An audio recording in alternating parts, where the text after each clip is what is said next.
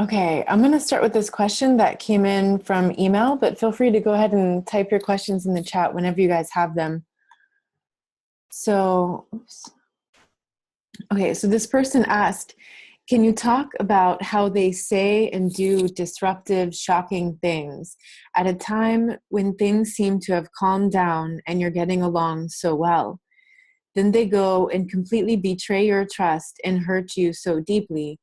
And when you try to talk to them about how much it's upsetting you, but they turn the whole conversation around and blame and accuse you for wanting to argue and fight and blame you for all sorts of nonsense.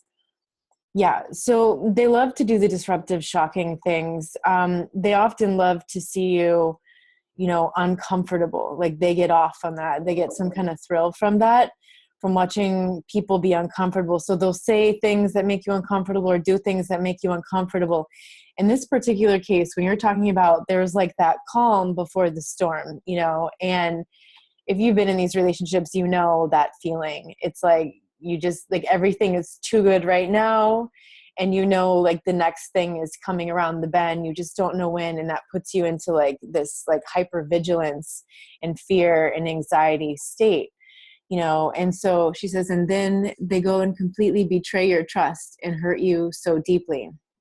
Yeah, so that's also probably got something to do with the attachment disorder that they have. So if things are going too good and they feel like they're getting too close to you, then they do something that completely betrays your trust or upsets you, or they say something like totally off the wall to upset you, and then, they turn the conversation around, she says, and blame you and accuse you for wanting to argue and fight and blame you for all sorts of nonsense. So that's their whole shtick. Like, that's what the cluster B personalities do. It's never their fault. It's always your fault.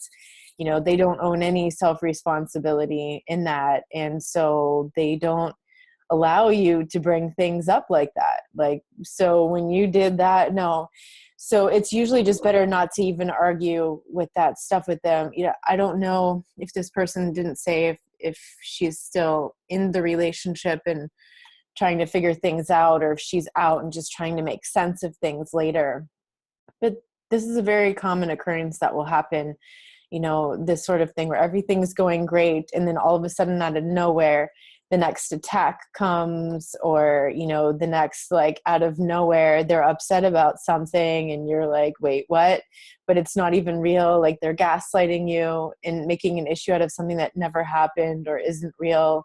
And they're seeing how you're reacting to that, or maybe they're bringing up something, about you, or maybe they just go ahead and do something like totally crazy. And then when you're like, hey, that's not okay, then they turn it all around on you. Like it's all your fault that they did it. Or, because 3 months ago you said whatever, now it's okay that they whatever. And, it's all your fault somehow. And so you never want to get into an argument with one of these cluster B types, because by the end of that argument, even if it starts out with them admitting self-responsibility, it's just a lure. They pull you into that and you start to relax thinking that they get it, you're having a real conversation, you're making progress, and they'll bring it all the way around to the end. And then at the very end, after like 3 hours of exhausting conversation, they're like, yeah, but no. And they take it all back. They take back the apology, they take back the self-responsibility, or they say that one little thing that then at the very end, you're like, oh my God, they understood nothing. Like they got nothing out of that. We just spent all this time. That's why it's so exhausting. That's why they call those circular conversations. You add on top of that, like the word salad and everything. It's just the perfect mix to fry your brain. Your brain will feel utterly exhausted. You might even feel like you have a headache after those conversations. And it's really best just to walk away. Like as soon as you bring something up and the other person, is just like, they're not even admitting what they're doing, and they're trying to make it your fault now, just walk away. I know it's like really hard because you want to vindicate yourself. It's best just to walk away and don't even listen to what they're saying. And if you don't live with the person, you know, and then they're starting to like email you or text you or call you, don't even answer that stuff. Don't even read it.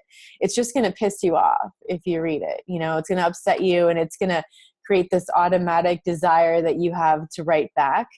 And you might catch yourself writing back before you even realize what's happening and then regret it later. It's best just not to read it, because otherwise the words are just going to be going through your head too.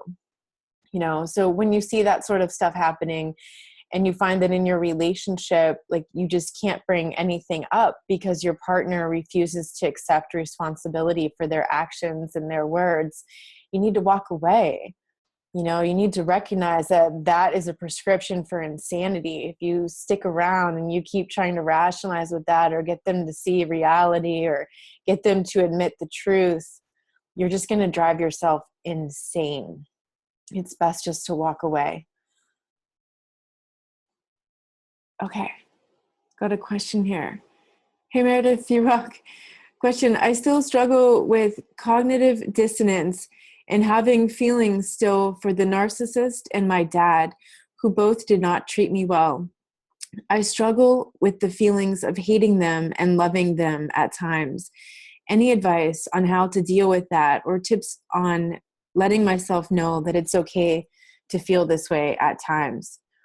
Yeah, it's totally normal to feel this way. You know, the back and forth between loving them and even missing them to a certain degree can happen, you know, and then the reality, the feelings of the reality of what happened, of the abuse that happened and not treating you well. And it will go back and forth. That's totally normal. It's part of that roller coaster. It's part of the Stockholm syndrome, the trauma bond, you know, and this is why, like, in the aftermath, it's so important that a person like write down all of the abusive things that the other person did, so that when they go into like the denial of things, you know, because it'll be in and out, right? Because when the person is like thinking about loving them and missing them, they're in the denial again. And so the denial of the big picture, right? So, you know, to get the person back out of that, it's usually helpful to go back and read, okay, this happened on this day and that happened on that day, and that was that. And then you remember and you're like, okay, yeah, that wasn't a healthy situation. It doesn't mean you suddenly stop loving the person, you know, that takes more time for that to go away, you know, and sometimes it may never totally go away. You might always have some part of your heart that loves that person for one of their redeeming qualities, because the reality is that every one of these people has redeeming qualities. Like, you would not have fallen in love, you would not have been attracted to them if they didn't have some great qualities about them, something that you were attracted to, even if it was just their intelligence. You know, maybe they weren't a kind person in any way, but maybe it was just their intelligence that you're really into, or like their creative drive that was so inspiring or something. And so it's good to acknowledge that and to recognize, like, okay, so if we're talking about a partner, like a former partner of yours, it's great to acknowledge that and say, okay, you know, this quality, intelligence, right? Like genius level intelligence maybe is something that you're really attracted to. And so that's something that you want to look for in a mate. And maybe you never dated someone before who had that level of intelligence. And maybe that was just like awesome to you. Like, you loved having really big conversations with them. I mean, I don't want to say deep because it wasn't emotional, which would be deep, right? But stimulating intellectual conversations, and they knew a lot about stuff, and like maybe you really enjoyed that. And so that was the first time you got to experience that. So now, you know, that's one quality that you want to look for in a mate. You know, it's like through that person, you had the opportunity to learn that you're really looking for certain qualities that maybe you didn't recognize before. So you can have a sense of gratitude, but also recognize that even though that person from the past had that quality, many, many, many people have that quality. It's just that that person from the past was not the right match. There were other parts of their personality and who they are that were not okay, you know, for them, for you to be around. And so you need to find that quality in someone else. Being able to recognize like the positive things, but Isolating them, the way I would do it is like to isolate the quality itself, not the person, the quality that you enjoyed. That way it's no longer about that person, and now it becomes a quality that you're looking for. And that can go for an ex that isn't a narc too. Like maybe, you meet somebody and you date somebody for a while and you just realize, well, the person isn't a narcissist. They're not anywhere on that cluster B spectrum, but they're just not the right match for you. But through them, you also recognize that there are some qualities in them that you really admired, that you really enjoyed, and that you want to look for in the future in a mate. And being able to isolate that and to learn that. So some kind of learning experience, is sometimes helpful to get yourself, into some peace of mind around that, and to also just totally, you asked about, letting yourself know that it's okay to feel this way. It's totally normal. Like everybody feels that way getting out usually, unless maybe it's like the 8th time that they broke up and now like they're so mad at that person. They hate that person so much. They just can't connect with the love at all. Right. But even so, there's still probably moments where they're reminiscing about the love feelings because it's love. Like you can't help yourself. It's a normal feeling to have after you've spent time and invested into a relationship with someone. And so, yeah, it's totally normal. It's totally okay. Let yourself know this is part of the healing process. The up and down, the in and out of denial and clarity. And, going back and forth between, loving them and fully recognizing that was like a really, really bad situation. That's not a healthy person to be around. So, I think probably a lot of people recognize that struggle too inside themselves, especially at the beginning. I would say probably the first 3 months are probably the hardest part. The first month, of course, being the most intense. Then it gets a little easier by the second month. By the end of the third month, usually those feelings are really starting to like stabilize. It doesn't feel like the up and down as much. The only thing that can delay that is like if a person is still in contact in some way. If they're actually in contact, they're having like a conversation or something, or maybe like they're just receiving messages and they're reading them instead of, deleting or blocking, or maybe, person kept photos or old text messages or emails and they're going back, or they kept a sweatshirt or a ring, or, driving by the house. All of those things will delay the healing process, but once a person is clear from that, usually the first 3 months of detox make a huge difference in your stabilizing emotions. Because, remember that roller coaster, that's the ride you took with them. That's who they are. They're like this. And so when you took that ride with them, you went like this. Have you ever gotten off? Like, I haven't been on a roller coaster in ages, but going on certain rides or certain things, or even if you go in the ocean for a while and then you go lay down, do you notice how like your body is still moving? If you close your eyes, you can still feel the ocean waves like moving your body. Or if you get off the ride, you still feel like you're on it. Or you get off of a boat, you still feel like you're on it. Well, something like that is what's happening after this relationship. So you feel like you're still on that roller coaster ride for a period of time until the hangover wears off, and it will happen, and what can you do to help yourself along?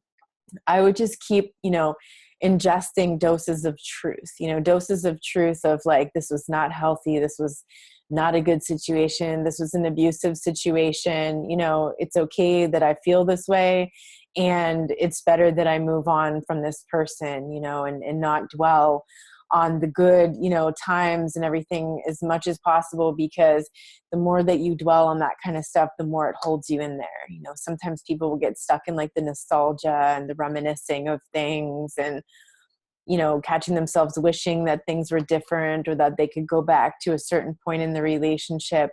But all of that will really keep a person kind of stuck there, and just delay the getting off the ride, phenomenon where you stop feeling like you're still on this ride, even though you're not with the person. So yeah, it's totally normal to feel that way. Try not to beat yourself up for it. I know sometimes I'd be like, oh my God, like, how can I love this person? And that will wear off in time. And it's totally normal. It is the Stockholm syndrome. Like if you read about the Stockholm syndrome, you'll read how when they interviewed the hostages afterward, you know, like a man and a woman, both of them had like incredible amounts of sympathy for like the robbers who kept them at gunpoint as hostages. They didn't even have a relationship, like a loving, long-term, intimate relationship. They were held as hostages, and they felt that sense of love for their captors. So this is like way beyond your conscious mind. This is like an actual survival mechanism of the human brain and nervous system. So it's totally normal. And it's not that you're doing something wrong. You know, it's just that it's like the hangover that'll happen for a while after you're getting off the ride. Someone asked, what is the sanitary prescription solution? I have no idea. You're welcome, sweetheart. I have no idea what that is. Sorry.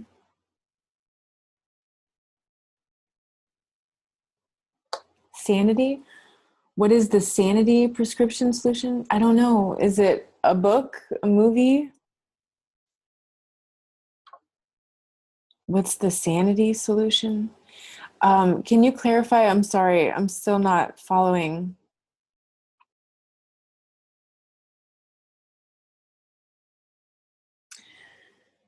What is the answer to saving your sanity in the problem you just reviewed? Okay, in the problem where the person is still on the emotional roller coaster ride back and forth between feelings of love for the person, what is that, I'm thinking that's you're asking, yes. Okay, what is the answer to saving your sanity? So, you know, the very first thing is no contact. Like it's so, so, so important to save your sanity is no contact with that person. You know, if it's like a boss or, you know, you're still stuck at that work, or it's the co-parent, like the other parent of your child, then unfortunately, you know, you can't be, or maybe it's even like a housemate or something, like then unfortunately you can't be entirely no contact, but you have to find creative ways of using the gray rock communication where, excuse me, you don't talk about anything personal, like nothing personal at all. You just, you know, talk about work with the person at work, the boss, the coworker, or, you know, if it's somebody that you're living with and sharing a space with, but you're at the point now where you don't want any other involvement with them. You're going to look for another place to live. It's not an immediate situation. You have to manage the situation at hand. I would only talk to that person about business around the house, you know, like maybe you have like a list of chores that the roommates do, you know, and so if something comes up, you got to talk about that, or something is about rent, you got to talk about that, but nothing else. I would not have any more conversation with the person. I would just like spend most of my time in my room with the door closed, and then the rest of the time outside of the house, not hanging out in the common areas. I would use the kitchen and then get out of there. You know, in the case of, you know, if you don't have to be involved in this person's life, you know, if you have a child, again, only communication about the child, nothing else, nothing about your personal life. Like it's going to be really hard because you just shared a really personal life with that person, but you're going to need to do that for your sanity, because if you keep having any contact, if you share with them your happiness or your sadness or even some random thing that happened to you in a day, they're just going to make you feel like shit about it. You know, if like, I don't know, if somebody hit you in your car, you got rear-ended or something, you know, it's like, it's never your fault. If someone rear-ends you, it's always their fault. So say you get rear-ended and like, you know, you go to exchange the kid or whatever, and you're like, oh my God, I can't believe it, I just got rear-ended today and blah, blah, blah. And, you know, the other person's going to find something like, well, you're just stupid because you blah, blah, blah, or you asked for it because I know the way you drive, or they're going to always find something to say. It's going to make you feel crappy about yourself, or they're going to question, you know, your involvement in everything. It's the path of insanity is sharing with them, is welcoming them into your life in any way, like sharing your emotional feelings about things, your vulnerability, or your happiness, you know, because if you share something that you're happy about, they're just going to try to kill it and squash it.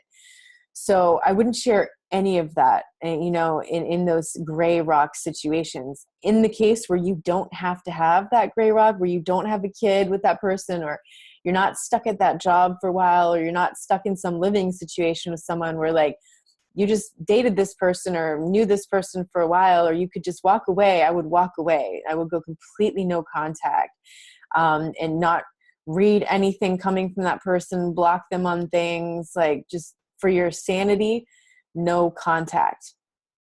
No contact. You know, your sanity starts to come back quickly after the no contact. That's what you'll notice is like your energy comes back. You don't feel as exhausted. Your clarity of mind starts to come back. You get out of that brain fog that you were in before, you know, when it was just like you were just constantly trying to deal with this person. You felt like you were in this brain fog constantly because the circular conversations are going around and around, and you're always afraid of this or that was going to happen. So that would be the most important thing that I would recommend for, you know, for maintaining your sanity.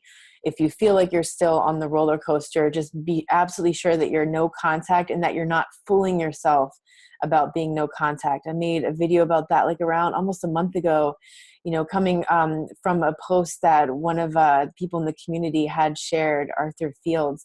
And I recommend listening to that if you haven't, you know, because he listed a bunch of like really creative ways that the mind will get you thinking that you're no contact, but you're actually not no contact. And you're still opening up that energetic connection and desire to have the connection with that person. So that's the part where I would get really honest with yourself to see. What if you were hit behind by an impaired driver? Well, yeah, it's still their fault. It's always the person's fault who rear ends you. I think most states have that rule. I don't know about other countries, but as far as I know, if you get rear-ended, it's always their fault for hitting you because they hit you from behind. Like they weren't paying attention, whether they were, you know, impaired by alcohol or drugs or insanity. Either way, they hit you. Oh yeah, no worries to that other person who sent the private message.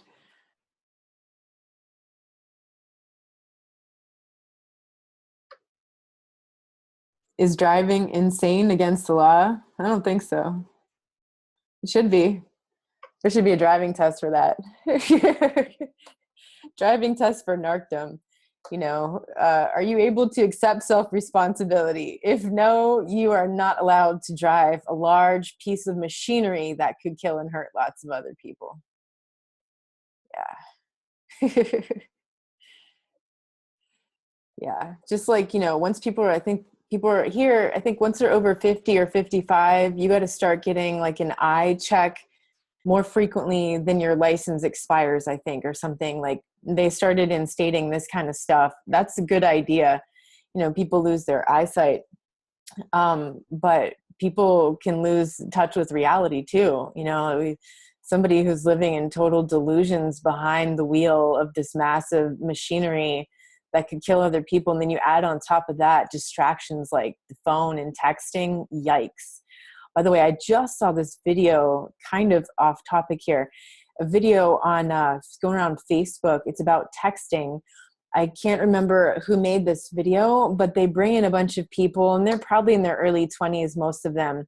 And they ask them, like, you know, do you ever like text on your phone when you drive or something? And people kind of give more of an honest answer.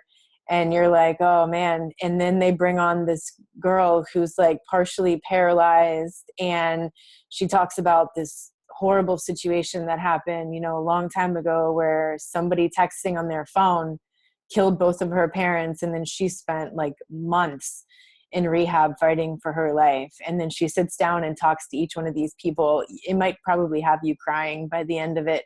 It's a really good public service announcement, you know, is that what they call it? Public service announcement, where, you know, they talk about issues that are happening. So many people, like you drive down the street or walk down the street, look at how many people are in their cars on the phones, not paying attention. So dangerous. Someone says privately, I was married 33 years, was not so bad for years, but he got a lot worse with time. Does that happen often? Was not so bad for years. Okay. So yes, I have heard about this sort of thing where people are married for like a decade or more. I mean, you're talking 3 decades. Well, yeah, 33 years here.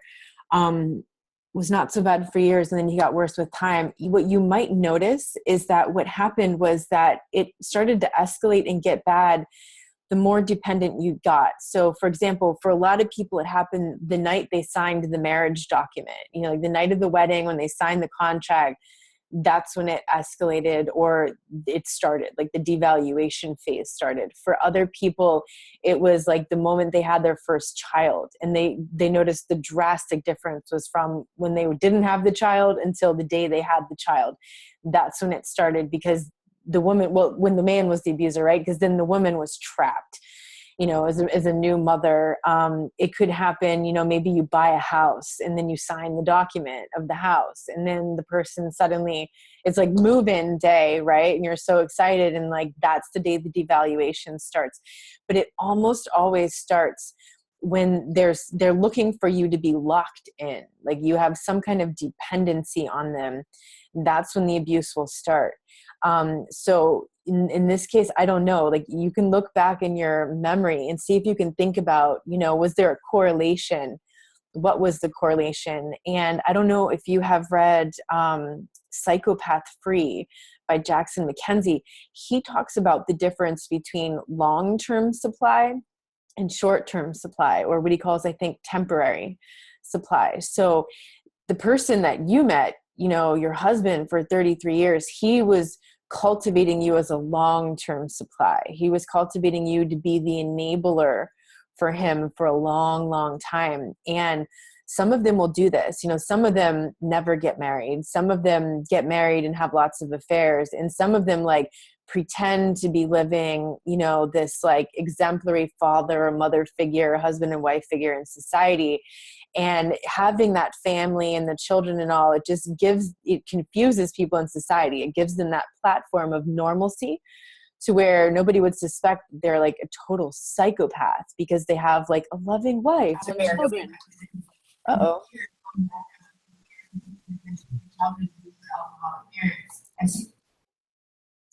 Sorry about that. So, you want to be aware of that when you're meeting new people, to notice those patterns. Like, I don't know what the patterns were like when you first met that person. Like, what were the signs that he was cultivating you for long-term supply? I haven't been in one of those situations where like it was intended for a long period of time.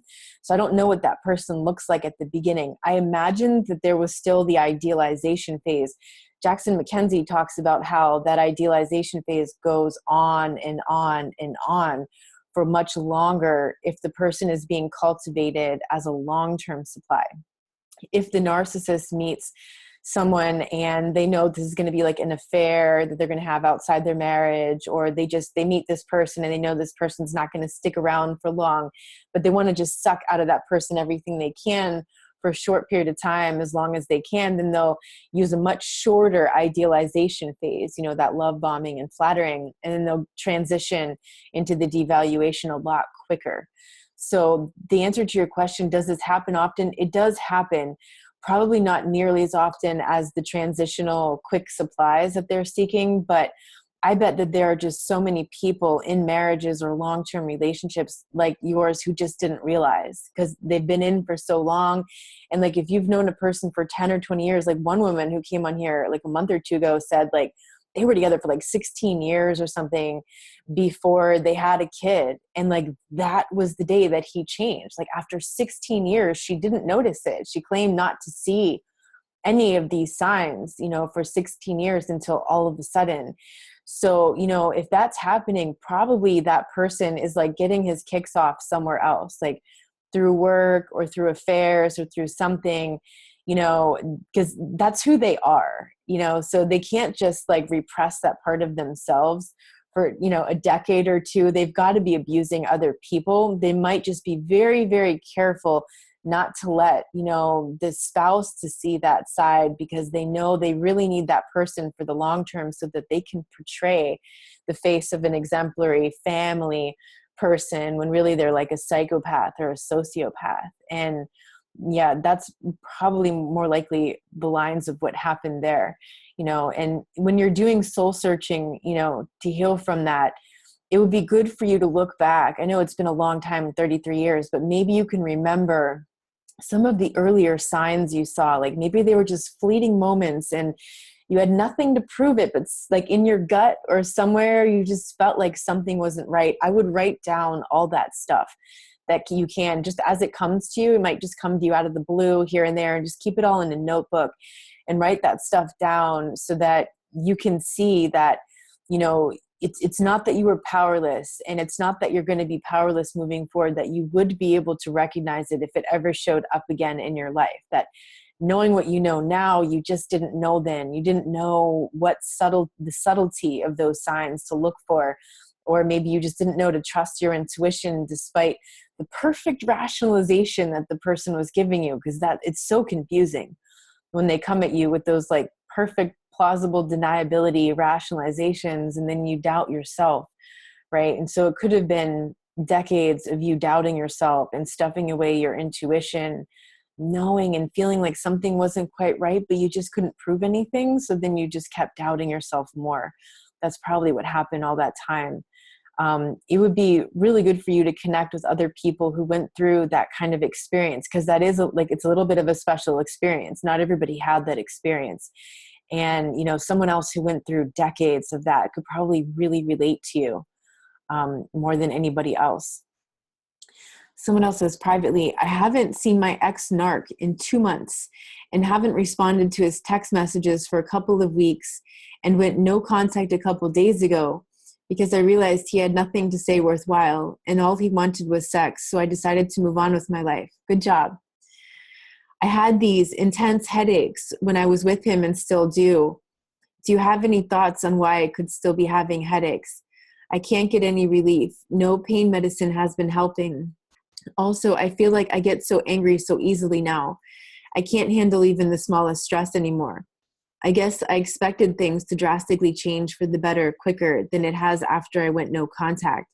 I go through phases where I miss him and am so angry about how he treated me and how much of my life I wasted on him. I know I made the right decision to leave, but the recovery is grueling, almost as hard as the decision to leave. So yeah, you did do the hardest part already though, which was getting away, and good job about that. And really proud of you for going no contact. So it's been a couple of days, right, of no contact, which means full no contact, which means that it's still very, very, very raw for you. And okay, so there's the headaches and the anger here. So the headaches, this is really normal when it's the mind fucking, the cognitive dissonance, like all of that trauma and stress on the brain, it can cause a headache, or just trying to get this completely irrational person to focus on something and they just won't do it. You're just like, you feel like you're going crazy. That can cause like incredible amounts of headaches. And so one is I would look at the water intake, just make sure you're getting plenty of hydration. You might need more than usual. You might need some electrolytes with that too, to help, the situation. And then doing things to relax you, like deeply relaxing, like, do you like massage? Do you like spas? Do you like getting a pedicure? Like getting a pedicure, sitting in like the massage chair while they're like working on your feet and rubbing your feet, that kind of thing. Like, because feet are very grounding. Headache is very much in the air, your thoughts. Your feet are very, very grounding and earthy. So someone giving you like reflexology, like foot massage, or like, doing the pedicure and the massage that comes with the pedicure can be really helpful to like bring your energy downward. Also, there's a point right here on both sides. We call it the down elevator button in Chinese medicine. And so like I would rub those points. I would massage that a lot. It's probably a lot of tension there, right? So that's like, it's going to bring all the energy downward, because when you have a headache, all the energy is up in here. So you want to bring that downward. And also right here on your, between your thumb and your forefinger, you'll find if you poke around in there, there's a point that gets like pretty tender. That's when you found the point. And so that's also the same kind of thing that this is it's going to bring the energy down from your head. It's also really good for headaches that are like behind the eyes too, but bringing the energy down, calming things. So, if you're just sitting there waiting for something in line, or you're at work and like your hands are idle, you can be like massaging that point, gently relaxing yourself. If you're at home, you can even be like rubbing your own feet, to like calm yourself and ground yourself and bring yourself down. And try to keep your head out of those clouds. Like as soon as you feel like the gust of wind come through with the barrage of thoughts, redirect that, use like a Tai Chi movement and redirect that somewhere else so that it doesn't get stuck and you don't start going down that rumination downward spiral where like it starts with one thing and then another thing and then it just becomes this like downward spiral. Do you know what I mean? Where it's like it just takes over the thought and then the emotion, and before you know it, like you're like all the way crushed down there. You've gone through this whole barrage of stories and memories.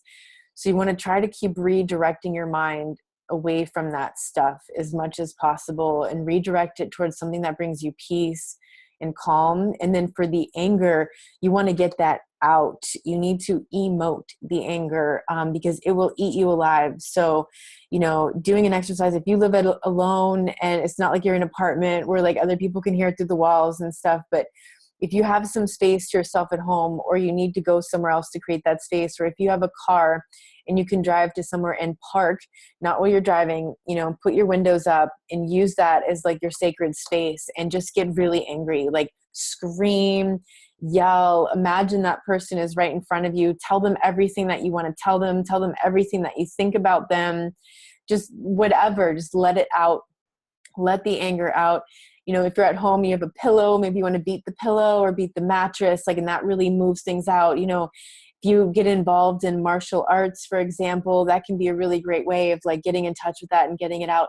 But you got to get the anger out of your body. You need to emote it and express it so it doesn't eat you alive, because that anger will eat you alive. And like, that's why you feel like everything is setting you off, because you've reached an overload. There's too much. You have to start letting that out. That's why like everything's bothering you, right? So you start letting that out. You're going to find like, okay, your tolerance starts coming back to normal again. You're not getting triggered by like every little thing. Things don't bother you as much. They start to roll off you. The little things, right, that happen on the day-to-day, those things start rolling off of you, and then you can deal with what you're actually angry about. And what you'll find too is that after you break through that anger and you emote that anger, you're going to find the deeper emotions, it's sadness, despair, grief, the really vulnerable stuff. Maybe you're yelling and screaming in 1 minute and then you're like sobbing in tears the next minute, and that's okay. That's okay. That's all part of that release. You've got to get the feelings and the emotions out so it doesn't eat your body and your mind alive. Like it will eat your actual body if you don't get the emotions out.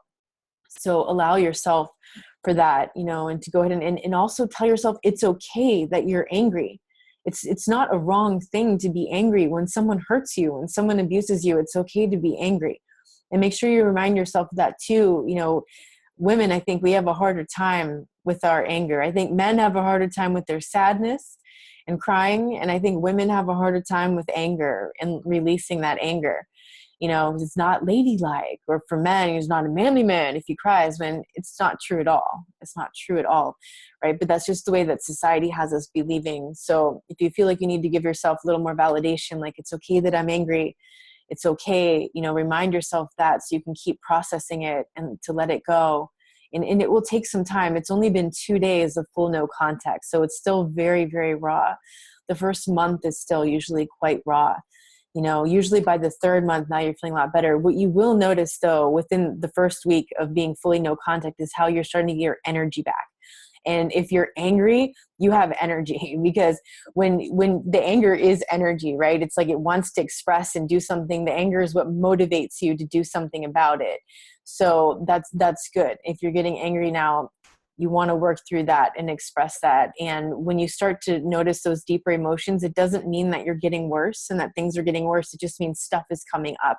It has to come up so we can let it go. And it takes time. It doesn't all like come up in one go. It's like a layer by layer by layer process, because these were ongoing relationships. It was ongoing stress.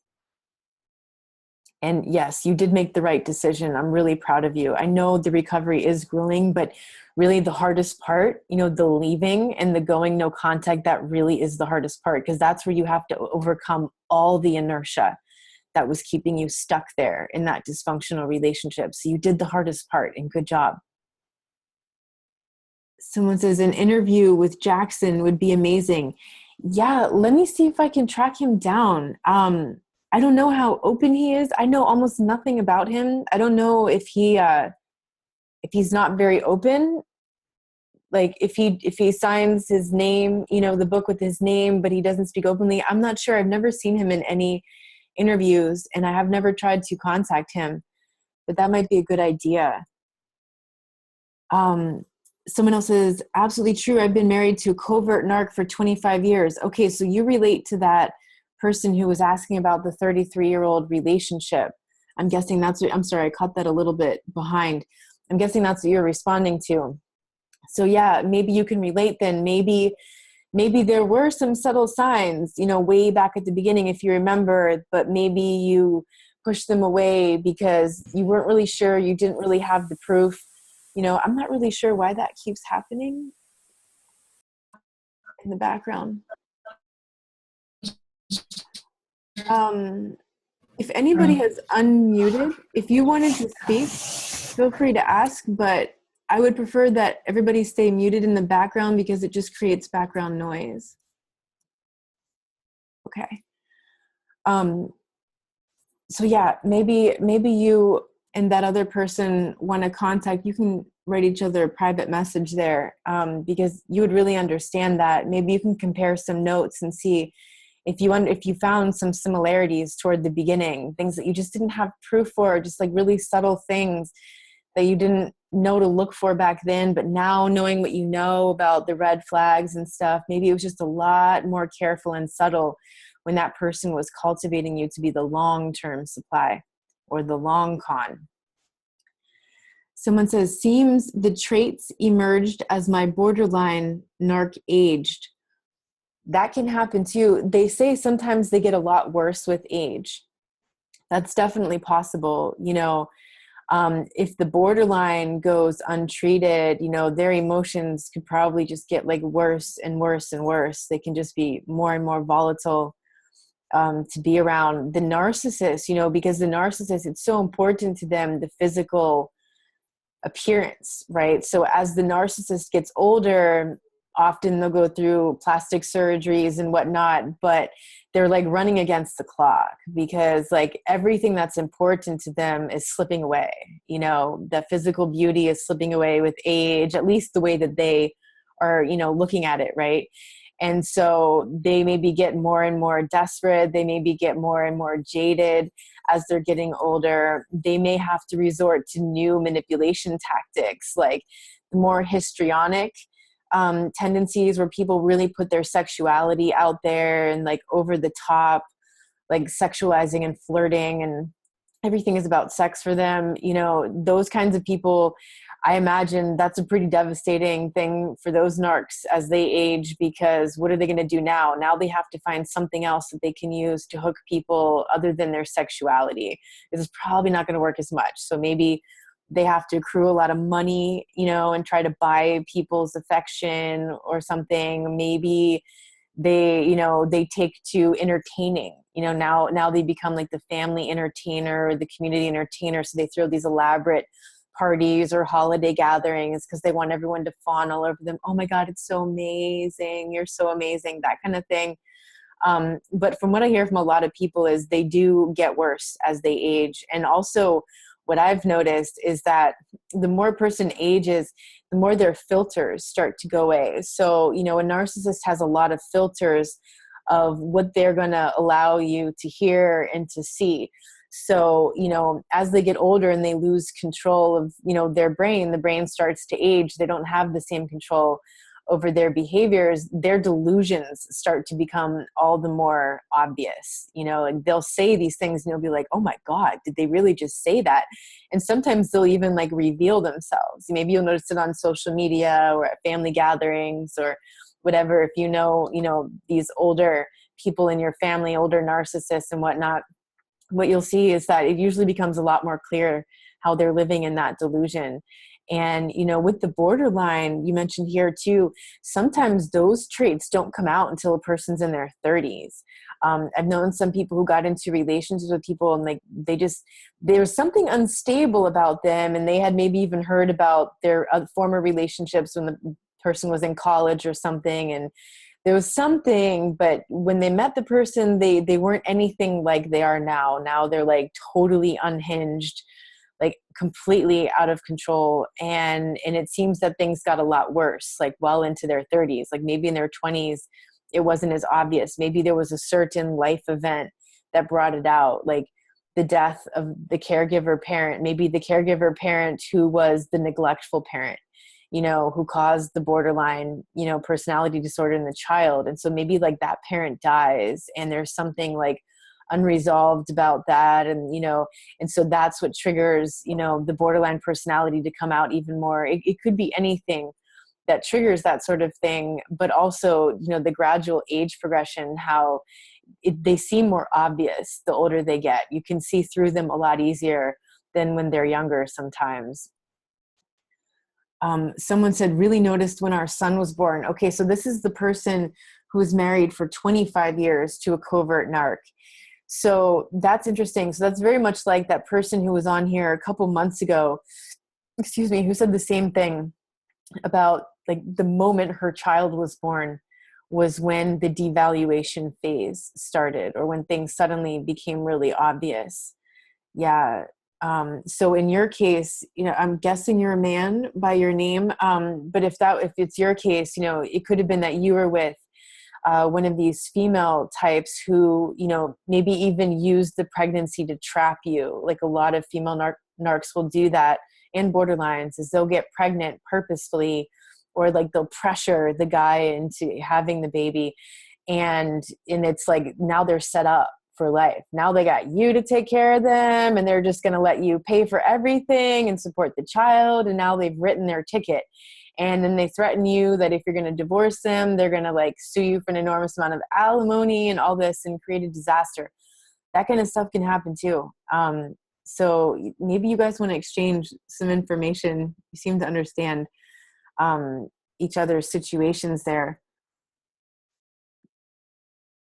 Oh, thank you so much. I forgot to remind everybody at the beginning of the session, I mentioned it in the earlier session today, next Monday is Labor Day here in the USA. It's a holiday. So I'm not going to be doing the Q&As next Monday. I'm going to take the day off. We'll be back on the 12th, I think it is. So I think it's Monday the 5th, next Monday, that we won't have Q&As, and then we'll be back the following week. Thank you so much for reminding me. Okay. So this person says they like heavy yard work. I'm guessing that was in response to the anger, getting the anger out, right? Exercise, sometimes like intense physical exercise, heavy yard work, that kind of stuff can be really good. You know, moving your body, especially, I find like that's really helpful, because anger in Chinese medicine is related to the liver, and the liver is related to what they call sinews, like the tendons, the ligaments, you know, that kind of stuff. The movement of the body is the liver. So when you're angry, sometimes we get rigid, intense, or so angry, right? So we got to like move the body. So dance, exercise, walking, yard work, martial arts, something like that. Get the body moving and flowing again, so that the anger can flow, so it doesn't stay all tense and rigid in there. Yeah, someone says go for a run. If you like to run, I hate to run, but if you guys like to run, go for a run. If not, take a nice brisk walk. You know, walk like you're running late. That's really great for you. You know, walk like you're running late, because it's like it moves your body. Like you're still walking, so you're not putting like intense pressure on your knees, your ankles, you know, or if you have any injuries, it's usually gentler, but it still gets your heart rate up. You know, it really like creates this great exercise, because you're almost like fighting against yourself. Yes, it was the anger with me, someone says. The anger with you, like leftover. I'm sorry, I didn't catch that in real time. Okay. An automatic gun. I don't know what that's in relationship to. Okay. Oh, you did see and hear one video on YouTube. Is that Jackson McKenzie? Is that who you're talking about? Okay. So hopefully we can get him on board for an interview. I'm going to see about contacting him soon. Thanks for that suggestion. Someone says, my ex once told me I should have sex with his 10-year-old son. So disturbing. Also told me he thinks he may be a sociopath and has different personalities. Wow. Yeah, really, really feel bad for that kid. That's really disturbing. The different personalities is probably part of the borderline personality disorder. I've noticed this in people now. I guess they call it like dissociative identity. But they have like multiple personalities, like 3, 4 sometimes. It's not just like the flip flop face, like they're actual different personalities, and like they don't remember between personalities. Like sometimes they just don't remember. Sometimes they have like a vague idea of something, but like having a conversation with them is like Groundhog Day, because you're having the conversation. You're like, 10 minutes ago we just talked about that, and they're like, and it's not just gaslighting. Like sometimes they're not doing it consciously. It's the multiple personality aspect. That's really severe borderline personality disorder, like really severe. Uh, so that person said later, I know he also said he had to convince his son, I was a horrible person when we broke up. They will definitely use their children as pawns, and to make them look good, walking to Beyonce helps. Yeah, that's the sad thing about the kids, is they really do use the kids as pawns. They'll use pets like that too. But God, when they use the children like that and bring the kids into that, those kids need like serious therapy. They're going to need serious help, because they're likely either going to become a severe codependent to survive that, or they're going to become like the abuser. Their mind is going to be so fragmented and split that they end up becoming like the borderline personality type. And then if they don't get help and things just get worse and worse, it's just so sad. It's so sad when people do that to the kids. They're totally innocent in there. Oh yeah, someone else added, yes, they do triangulate the kids. Yeah, they'll do it with pets too. Hear so many stories of the pets. That's one of those big things we'll use in the hoovering phase. If you shared pets in common, or you just fell in love with their pets because you were with them for a while, it's like if they had kids before you met them, and then you became close with the kids, and they use those kids, to get back at you, to make you feel bad or something. Very sad. Okay, private message. If the dosing is more extreme than usual, i.e., really lovey and affectionate, should I anticipate a more harsh retaliation? Yes. Yes. That's where I notice I'm really walking on eggshells, is when they're being really lovey and affectionate, because they're never like that just because normal people are like that. They're only like that when they want something. And what that something is, if it's in the parental relationship, if it's like a mother, for example, be really cautious, because that's the mother tricking you into thinking that she's a normal mother. And if you start to settle into that and you're like, oh, I always wanted to have a mom who was loving and affectionate and cared about me and was supportive of my success. And then you hear these messages and you start to believe them, and it sounds so genuine when you're hearing it. And then as soon as you lean into that, you're just going to get smacked down. Like something is going to come out of that, even if it's just like the verbal abuse, and the emotional abuse, like trying to get you to doubt yourself, or maybe like physically trying to sabotage something that's going on for you. I would be very cautious. And another thing to be cautious about when this dosing is really intense is that, whether it's in a relationship, like an intimate relationship, or a parental sort of thing, or even if it's like the kids, because earlier today in the other session, there were two mothers who were talking about having to go no contact with their kids, because it got really bad. So in these situations, like when a person's being like very loving like that, don't get trapped in sharing things that you wish later you didn't share. Right. So that's a big part of the boundaries, is not telling them your emotional stuff, not telling them what you're really happy and excited about and what you're working on in your life, and not tell them what you're struggling with in life, because either way, they're going to take advantage. So if you have been setting new boundaries and not revealing as much in that relationship, that person might be buttering you up to see what they can get out of you, very covertly, by pretending to be kind and interested and affectionate. So don't fall into that trap. Yes, the boundaries is what I think is why this is happening. Yeah. So I also talked earlier in the session today, the boundaries, how they abuse boundaries and how toxic that is, and how some of them are just very aggressive and impositioning and insisting, and they go that direction. And then some of them, or sometimes, right, when they notice this isn't working, then they'll try other ways. And so right now what your person is doing is trying this other way, this other covert manipulation, which is the whole opposite direction, which is pretend to be so sweet and warm and open. Come over here, tell me your story, share with me, let me in. And that's also a trap. Even my siblings are freakishly generous. Yeah.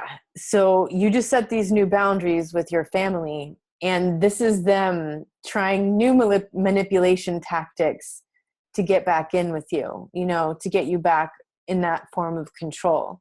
So be really cautious. I know it's so confusing when it seems so nice, and nowadays, like anytime my mom is like flattering me or saying something nice, it's like not a grain of salt. It's like a pound of salt. Like, I'm just like, yeah, that's really salty. Ugh, I don't want that, and remind yourself like, that's what that is. Cause it's going to look really confusing. Like subconsciously it's confusing, because subconsciously when you see someone being generous and kind and affectionate, you automatically want to open up to them because they feel safe, and they're creating that false environment of safety. And that will go really bad, if you reveal too much or open yourself too much to that.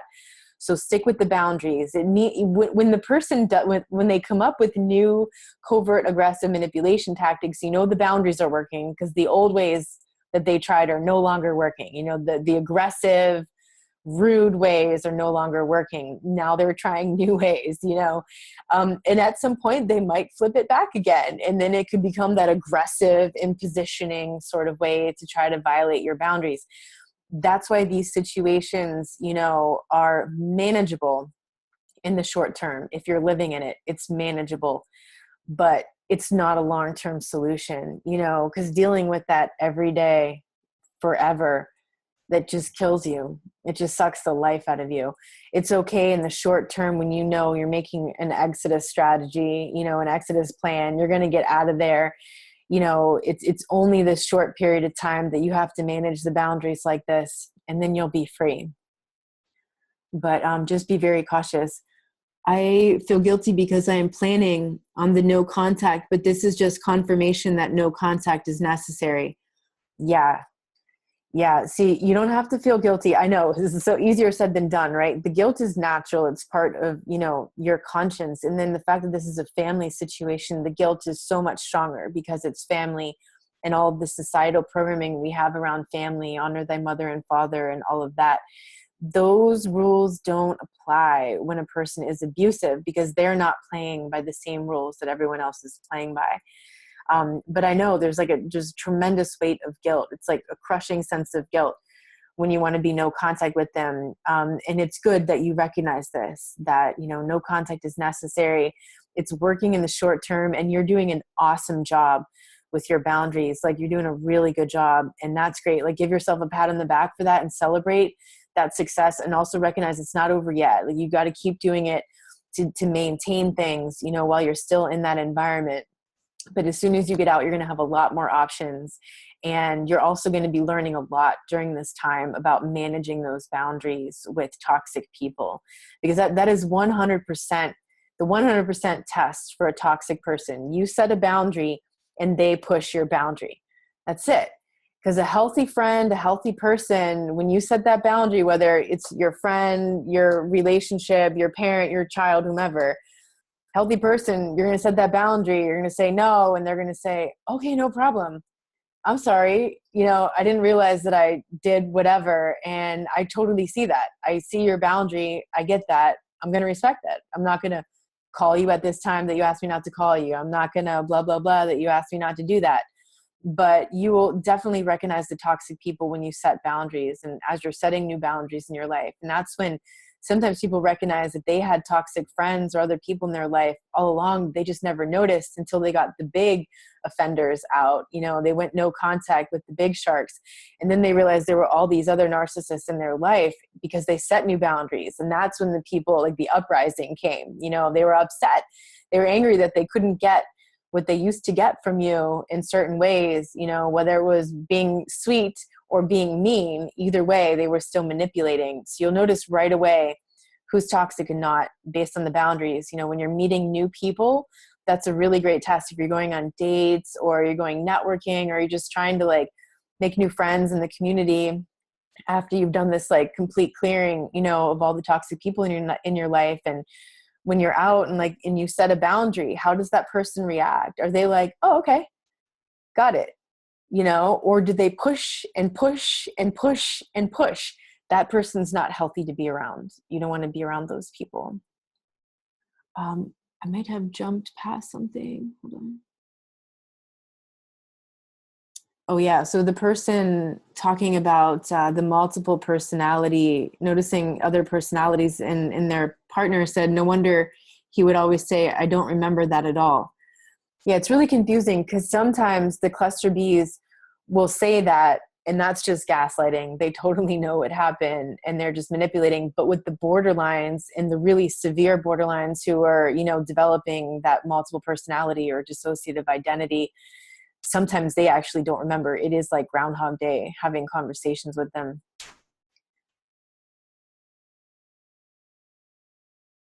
Okay, I have another question before I have to sign off for bedtime in Cleveland. I'm working on boundaries and I recently cut out a friend. We hadn't really talked in months and I felt like every time I spent with her, she was sucking my energy out and so negative. I cut her off on Facebook a few days ago as I like to be a private person and am careful with who I friend on Facebook. Anyways, this morning I woke up to an email from her basically saying, I don't know what I did to make us not friends anymore, but you didn't have to be so dramatic and delete me on social media. She then said, I wish you the best. I decided not to feed into it and explain why I made that choice and simply wrote her back, I wish you the best too. I knew it was the right choice, but it got under my skin a bit, and I thought about it a lot today. I'm confident in my choice, but I wonder if I handled it best and wasn't sure how to explain to her, I don't want to be friends anymore, and I still feel like with my narcissistic ex that she may shoot me a nasty email as she posted on Instagram over the weekend that people suck, and I'm sure it was directed at me. How do I become more confident with the boundaries and let go of the people pleasing more? Yeah. So my phrase for that is having no more fucks to give, you know, because the people pleasing is caring too much what the other people think of you, right? And the reality is when you're setting boundaries with a toxic person, like it's always going to be your fault and you're always going to do it wrong. You're never going to do it right because they never want your boundary ever. Whether you could have told her, you could have sat her down and told her in the most kind, compassionate, understanding sort of way, and she would have just used that as an opportunity to manipulate your kindness, you know, and to convince you through, you know, seeming kindness that you should compromise your boundary because really she's such a good person and you have so much to offer each other, and she totally understands if you can't have contact every day or every week. There would always be some way of manipulating that, whether, you know, you went from one extreme to the other, anywhere in between, it doesn't matter. Toxic people don't like boundaries. Phew, yes, I think she was a narcissist, so no point in trying to explain it. Right. Now, the part where you get caught up wanting to explain is when someone says something that's not true about you, or someone says something that you don't like about you, right? You want to justify it, you want to defend yourself, you want to vindicate yourself, and that's the trap with the narcissist. You never owe them an explanation for your boundaries, and that's like rule number one when setting your boundaries is set the boundary, period. No explanation. No justification for why you have the boundary, because any explanation or justification for why you have that boundary is simply an invitation for a toxic person to find some other rationalization to destroy your boundary, right? So just set the boundary, and then that's it. And then when the person, you know, tries to convince you otherwise, like your friend used, you know, guilt tripping, very subtle form of emotional blackmail, but equally emotional blackmail, you know, just as if it were more overtly aggressive, it's still an aggressive form of manipulation. And that's what they do. They're always going to respond in some way, you know, and just don't get caught up in the explanation. So I think you did a great job. Like, you know, you said, wish you the best, or can't remember how that went.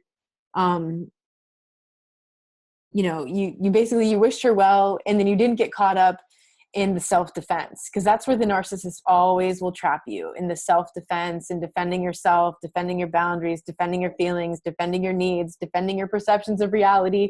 It's always wrong, you know, and the boundaries is that biggest test. So your other question, how do I become more confident with the boundaries and let go of the people pleasing more, is just remind yourself that it's not important what other people think. What's most important is how you feel about yourself. Do you feel like you're in integrity with yourself? Good. You know, if people have a problem with that, too bad. I have no more fucks for that, you know, and like there's memes for this. I used to have these like on my desktop, on my laptop, you know, like there's a really funny one. It's something like, you know, it's like a little kid like pulling one of those old school, God, what are those called? Wagons, like the red flyer wagons. And it's like, Bobby started the day with 12 fucks. Bobby has a dozen fucks left. How many fucks did Bobby give today? None, right? So when it comes down to like manipulative people and what they're thinking of you, have no fucks for that. You know, just keep reminding yourself, and it's training. It takes practice, because when you've spent 3 decades, right, learning, having learned the people pleasing behaviors, which were taught to you since childhood, it doesn't go away overnight. It still takes practice. And the first many months that you set these new boundaries, it feels awkward and uncomfortable. And you might even second guess yourself, or like read, you know, this message from your friend and then feel like, well, maybe I coulda, shoulda, woulda done it a little bit different. You can always guess that. I mean, you can always have this, well, I guess I could have done it a little bit different, but it would have worked out the same either way, you know? And so you did a great job with that. Yes, I call those little digs, trying to get under the skin with little side comments. Yeah. Yeah. The nitpicking digs, the death by 1,000 cuts, where those are the very covert types, you know, or they're not like straight up in your face, right? True. And I still don't want to be her friend. Thank you. Good. Good. So yeah, you know now, and you know, you also know from her response who she is. Like that is like, it's the 100% accuracy test for a toxic person. Set a new boundary and see how they react, you know? And the thing is, codependence, it can be confusing sometimes, because codependents have poor boundaries, right? We don't know how to set our own boundaries and maintain them when we're in the codependency patterns, right? And then as we heal and recover and get better, we get better at setting those boundaries. Learning to set and manage and enforce boundaries is a big part of codependency recovery.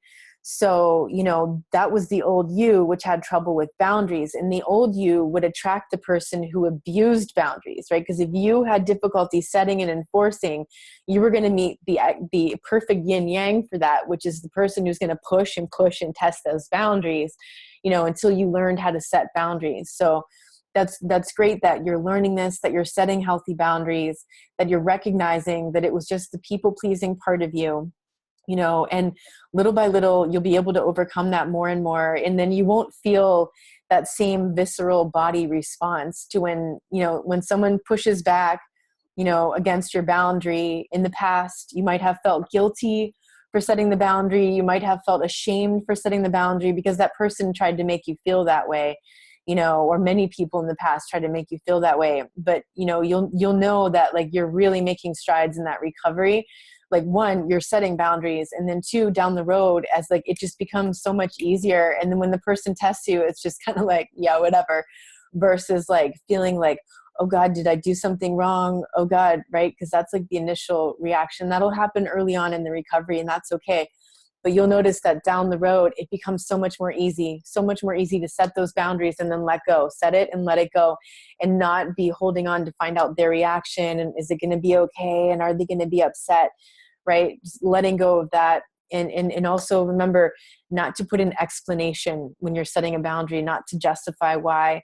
It's like, I know it's like an automatic programming for codependency. We feel like we have to explain everything we do because we're always, well, usually a narcissist is like, especially if it's a parent, they're like always on you, nitpicking, checking everything you do, criticizing everything you do. You always feel like you have to explain every choice you make, every feeling you have, every decision, and so let that be, something from the past. And from now on, no more explanations, just set the boundary and then just keep practicing. As you do that more and more, it becomes easier and easier. You doubt yourself less. You don't have that guilt.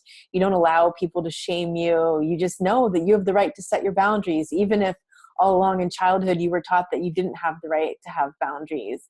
And that's the awesome thing about waking up and recovering out of those old codependency patterns. And man, life is so much better because boundaries is like step 0. Like it's not even step 1, it's step 0.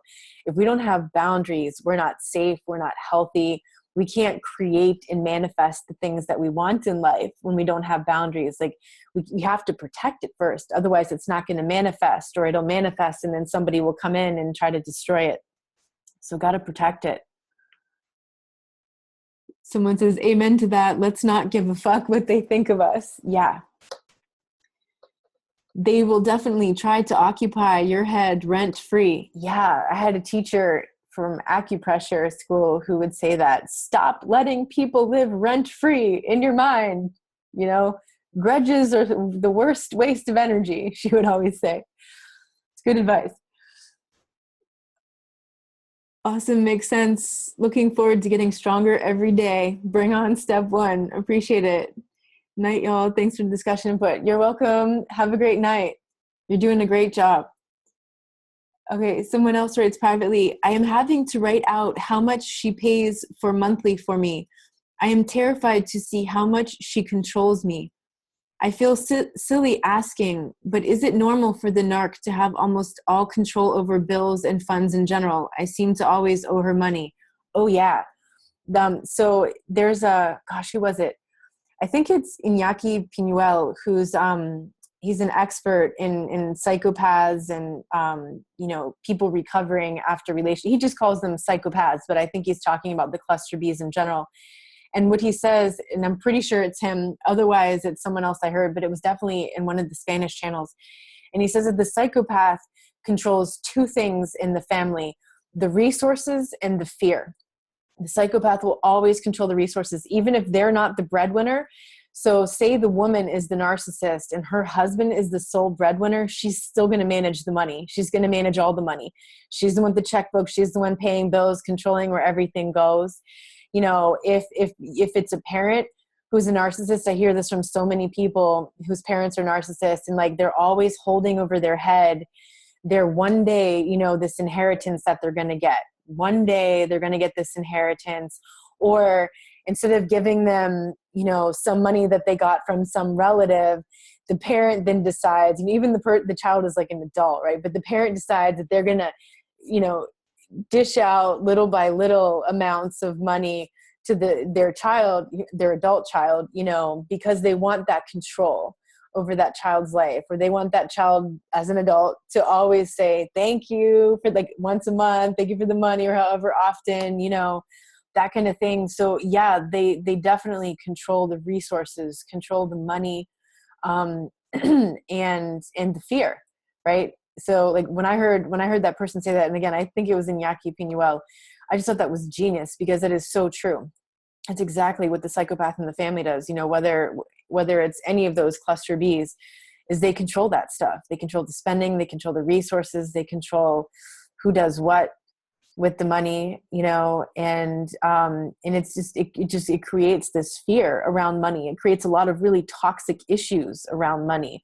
You'll really want to look into that. If you grew up in a family like that, where someone had these weird things around money and they were always manipulating money or manipulating you for money, you really want to do some deep searching, soul searching on your relationship with money. Money is not evil. It's just that it is energy, this form of currency. And your relationship to it depends how that money flows in and out of your life, or the amount of fear. that you have behind money, or the amount of like scarcity and lack that you have around money. All of that can come from early childhood programming, and it doesn't even have to be a narcissistic parent. It could just be that, your parent was really poor and they just didn't realize or didn't have good enough boundaries around keeping you oblivious to that as a child. Because as a child, you should not be burdened with survival fears. And a narcissistic parent can do that to a child. I've known of many people this happened to. And that kid grows up, sometimes like always broke, never has enough money because they're still manifesting that same poverty, vibe. Or maybe the kid decides to be like a doctor or a lawyer or something because like the parent like pushed and pushed and pushed them into that career, which they didn't really necessarily want, but they were pushed into that career to earn lots of money so that they didn't have to be afraid for money and so that they can take care of and support that parent, So yeah, there's always going to be issues with the resources, with the money, with one of these in the family and in relationships. And this will happen in relationships too. And, some advice moving forward is like never merge your finances with anyone ever again. If you got into that mess in a marriage or something, even if you get married again, which I would be really, really, really careful about signing any contracts with someone. But if you ever do, make sure you still keep your finances separate. Like you might have a joint account where you both deposit money every month and then the bills come out of that account. And then whatever is left for you is left for you. And whatever is left for them is left for them. But I would not merge finances ever again with anyone else just because of the past, never ever wanting to give someone else that kind of control over me because, so many people get trapped in these relationships financially. They can't get out because financially they got totally trapped in that, or somehow the other person has all the control over the money and that's what's holding them back from getting out. So yeah, be very cautious of that sort of thing. And I would double check if you feel like you always owe her money. I would double check the math on everything. I would ask, to upgrade to an Excel spreadsheet or something if you know anything about that, and just always make sure that you're double checking things and not letting her pull something over on you. Someone says, I remember you saying that the universe reacts when you refocus your energy, and you're absolutely right. When I decided to leave my ex-narc and get away from a narc boss, my new job just fell into my lap a couple of weeks ago. Congratulations, that's awesome. And I now work with students in schools who have emotional disturbance issues from my intimate relationship with my ex-narc. I can see some similar behaviors in these kids who are manipulative, passive-aggressive, angry, etc. Do you have any suggestions on what I can do to help these kids not develop permanent personality disorders as they get older? Or are most cluster B disorders hereditary and there isn't much I can do when I work with them in teaching social skills, groups, etc.? I want to use my experience to help others and would love to help these kids and their families before the disorder gets ingrained in them. Excuse me. And they may have countless others in their life. They may harm countless others in their lifetime. Yeah.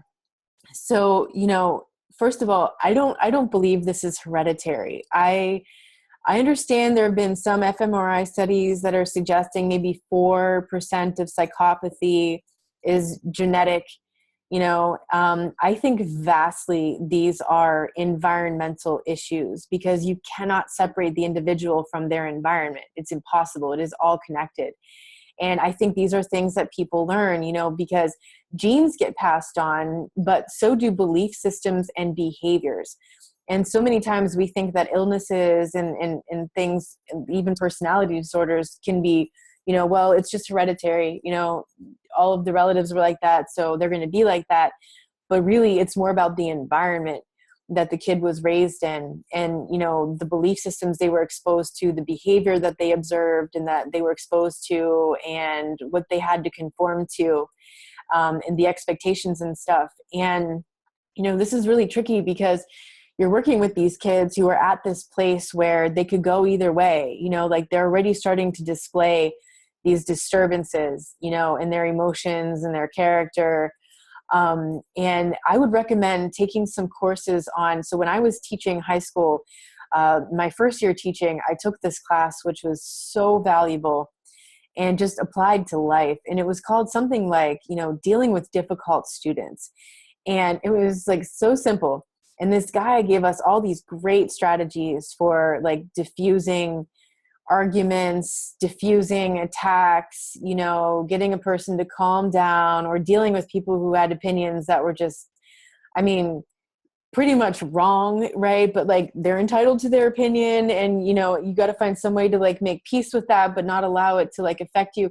The class was just so valuable. I don't know if you get the opportunity to take many continuing education credits. Like we had to do that. And I happened to find that class and I chose that one. It was so valuable. I would look on Google too, on YouTube too, to see, who's talking about like dealing with difficult students or dealing with difficult people. You'll get the same kind of strategies. You can even apply those to the parents, because when you're dealing with the parents, at least one of the parents is going to be like that, just like their kid. Their kid's probably coming out just like one of their parents. So you'll have to deal with that. And it's much more severe when you're dealing with this self-righteous parent, who tells you that you got to earn your 14-year-old son's respect. And it's like, oh, really? Because I'm the teacher and this is my job. And they'll come at you with all kinds of things, and you'll want to find a way to deal with that and recognize that it's not your responsibility, the choices that these kids make, in life, and that you can lead by example, but you can't control the outcome. And Dr. George Simon, also I'd recommend checking out his books. You might find those, he has several, they might be really helpful to you. He talks about how he uses what he calls healthy shame, and benevolent confrontation. And so the healthy shame being what he says is the only way to get one of these people to see the wrong of their ways and want to change and do something different. And again, that doesn't happen when they're extreme on that spectrum, right? But if they're young and still malleable, or they only have a few of the characteristics, it's possible that by bringing up their behavior and eliciting a healthy form of shame, like, because what they did was really wrong, they really hurt someone, that behavior was very hurtful. Is that really the kind of person that you want to be? Is that really how you want people to remember you in life, as this hurtful, mean, and however you want to do that? But like, I would almost scare the shame into them in that way, not anything that didn't happen or anything unreal, but I would call them out on their behavior and see if you can elicit any kind of healthy shame in them, because they are young. There's a possibility that they can take a different direction. It's going to be really hard with them living at home with a very toxic parent, and they're continually in that dynamic, and the parent's not changing. And it's like a matter of survival that the child just reverts to those manipulative ways to deal with the manipulative person. It could be that, you're fighting against the impossible, but, trying to make some kind of difference in that way, that would probably be the only angle you can try to work it. So I would check out Dr. George Simon's work on, healthy shame. Read all of his books, like In Sheep's Clothing, so that the In Sheep's Clothing will really help you notice all the manipulation tactics that they're using. Because like, until you realize that guilt tripping is actually an aggressive form of manipulation, like it doesn't dawn on us. Sometimes we just think, oh, that's just how people are. Oh, it's just an Italian thing, or whatever. Or it's just a Greek thing. But it's not. It's a form of manipulation. And these behaviors get passed down. They get passed down over and over. Kids observe their parents using those behaviors between each other, or with them, or with their other siblings, or out in the world. And they just assume that that's normal. And that's how people treat one another. And that's just how they have to be to survive, to not be like the victim who's the other parent, who's the codependent, the enabler, who's putting up with it. I wouldn't put up with any of that bullshit. When they do that stuff, don't enable it in any way. Like, don't buy the excuse in any way. I would challenge them on that and see about, I would talk to them in private. That's another thing I didn't mention. When you want to elicit the healthy shame, don't shame them in front of their peers. Have them stay after class or meet you after school and have a one-on-one heart-to-heart with them. That's where you want to work with them. Don't do it in front of their peers. They will resent that. They will be really upset, and it will feel like all eyes are on them, and it won't help them want to change anything.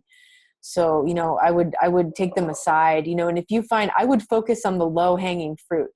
I would look for, you know, the ones that you think would be the easiest to reach and touch first. And I would go after them first. Like, I wouldn't pick the biggest fish in that pond, the biggest shark out there. I wouldn't do that, because you might just get totally beat down or feel, you know, now like you don't want to try it all or something. So I would go for the ones that you think are right there on the border of, you know, which direction they're going to go in, and see if you can get through to them.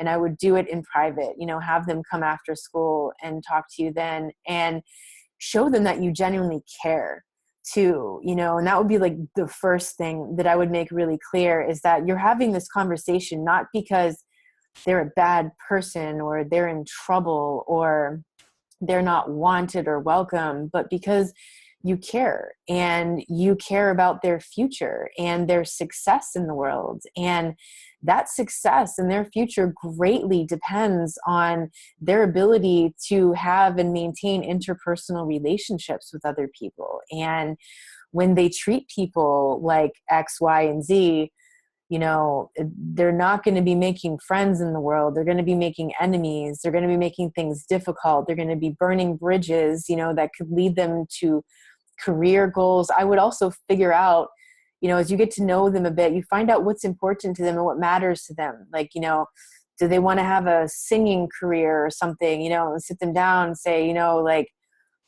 you have really awesome talent. Like, I can see you really being successful with your singing career as an adult.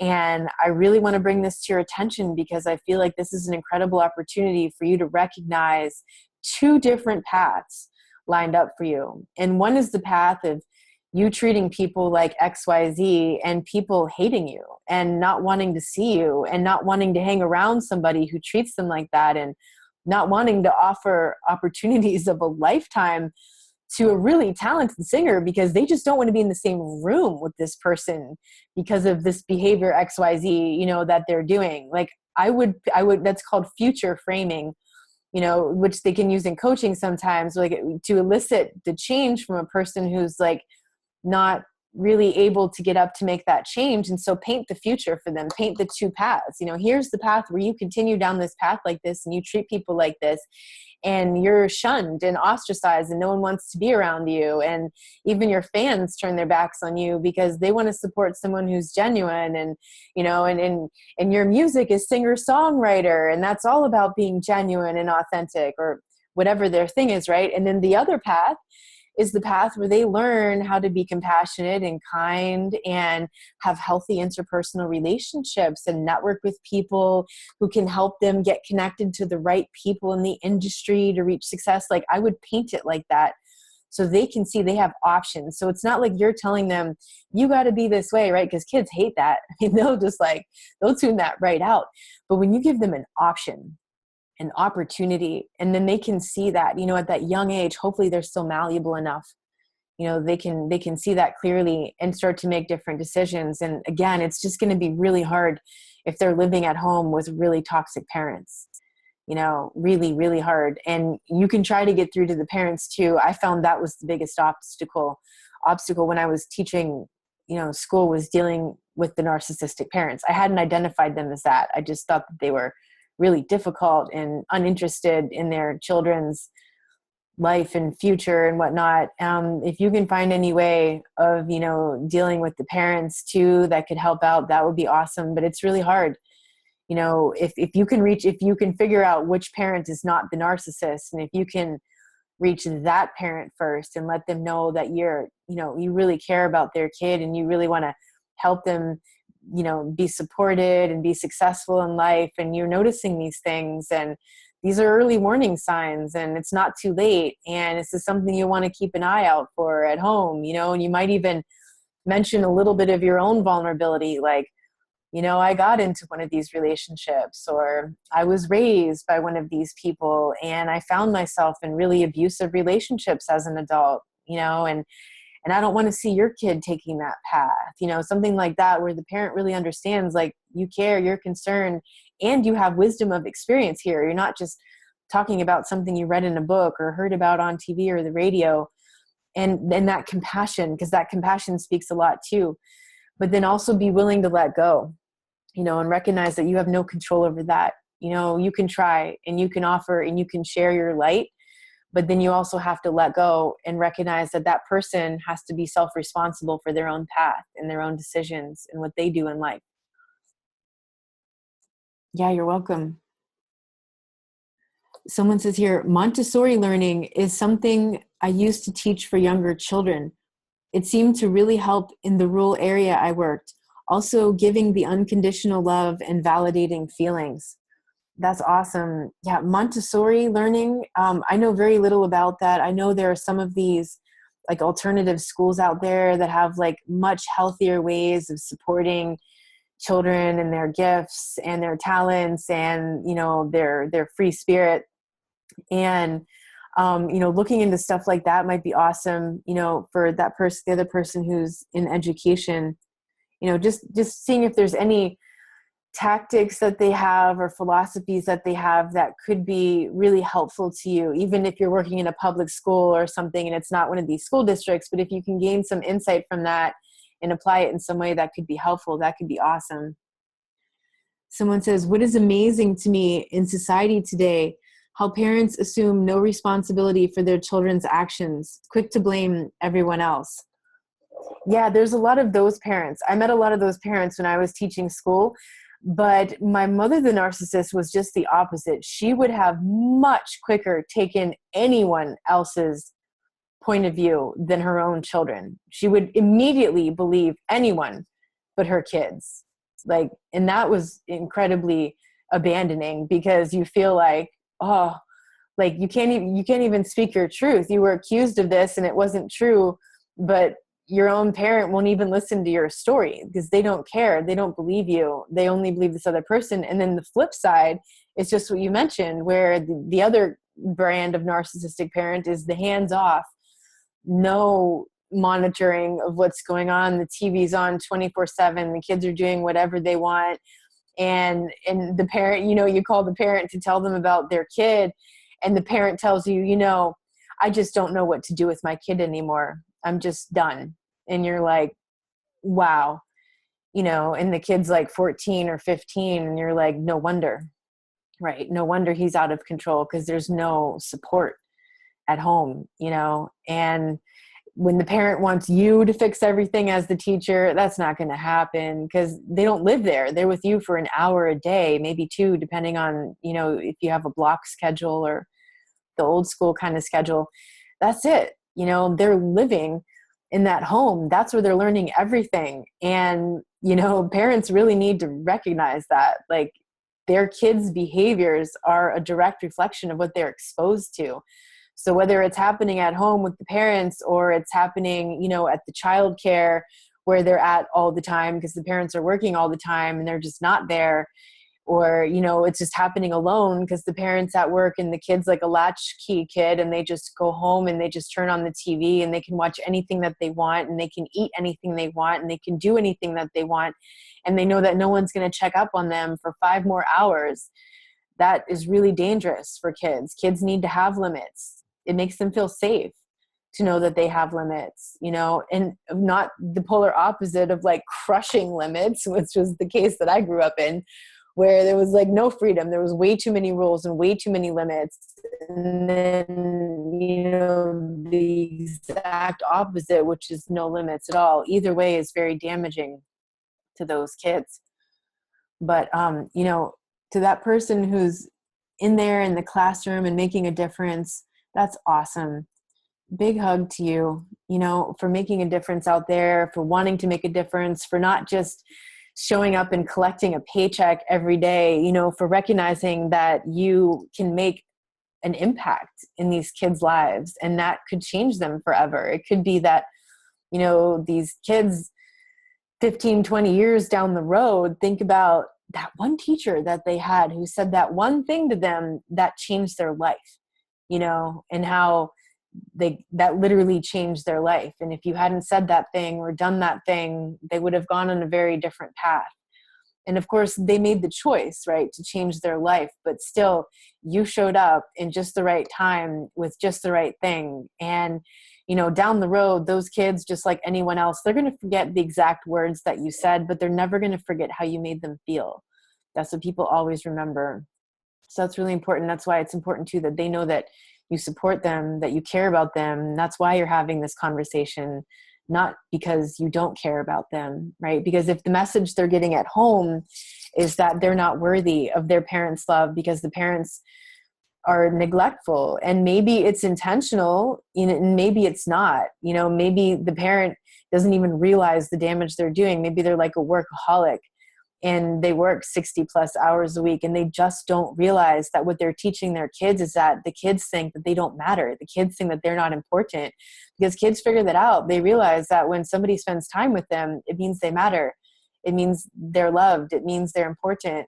And when the adults are always like ignoring them and telling them to go away, then they feel unworthy. And that's the foundations of codependency, or just the opposite, one of those cluster B personality disorders.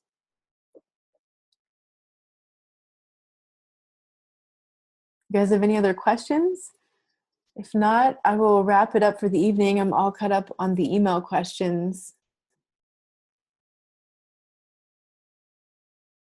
Okay, I'm going to go ahead and wrap it up then. Again, just another reminder, next week we won't have the Q&As, but we'll be back here on September 12th for both sessions. All right.